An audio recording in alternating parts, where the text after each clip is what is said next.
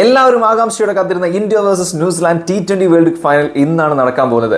സ്ഥിരമായിട്ട് എല്ലാ world കപ്പിലും semi ഫൈനലിൽ ഏറ്റവും മികച്ച പ്രകടനം കാഴ്ചവെച്ച് ഫൈനലിൽ ദയനീയമായി പരാജയപ്പെടുന്ന ഒരു ടീമാണ് ന്യൂസിലാൻഡ്. മറുവശത്ത് അഹമ്മദാബാദ് സ്റ്റേഡിയത്തിൽ വേൾഡ് കപ്പ് ജയിക്കാനാവാതെ നിരാശരായി മടങ്ങിയ ചരിത്രമാണ് ഇന്ത്യക്കുള്ളത്. മാത്രമല്ല ഈ ഒരു വേൾഡ് കപ്പിൽ ഇന്ത്യ തോറ്റ ഒരേ ഒരു മത്സരം അഹമ്മദാബാദ് പിച്ചിലായിരുന്നു എന്നുള്ളതും മറ്റൊരു വസ്തുതയാണ്.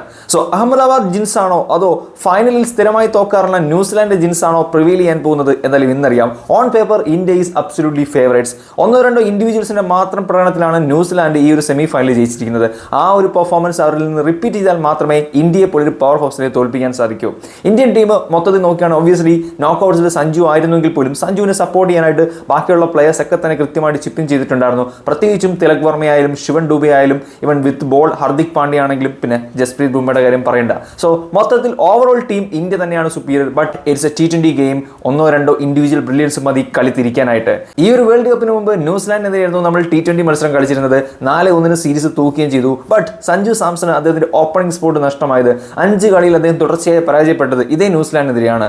അതേ ന്യൂസിലാൻഡിനെതിരെ ഫൈനലിൽ ഒരു മിന്നും സെഞ്ചുറി നോക്കൌട്ട് ഗെയിംസിൽ അദ്ദേഹം സെഞ്ചുറിക്ക് അടുത്തെത്തിയെങ്കിൽ പോലും സെഞ്ചുറി കംപ്ലീറ്റ് ആക്കാൻ സെൽഫ്ലെസ് ആയിട്ടാണ് കളിച്ചത്. ആ ഒരു സെഞ്ചുറി അത് ഡ്യൂ ആണ്. അത് ഈ ഒരു ഫൈനലിൽ നേടി ന്യൂസിലാൻഡിനെതിരെ തന്നെ നേടുകയാണെങ്കിൽ that will be the ultimate redemption. ഇന്നത്തെ മത്സരത്തിൽ സഞ്ജു സാംസൺ സ്കോർ ചെയ്യാൻ പോകുന്ന റൺസ് കൃത്യമായിട്ട് കമന്റ് ചെയ്യുകയാണെങ്കിൽ I will be giving you A surprise gift. So comment down. All the best Sanju Samson. All the best team India.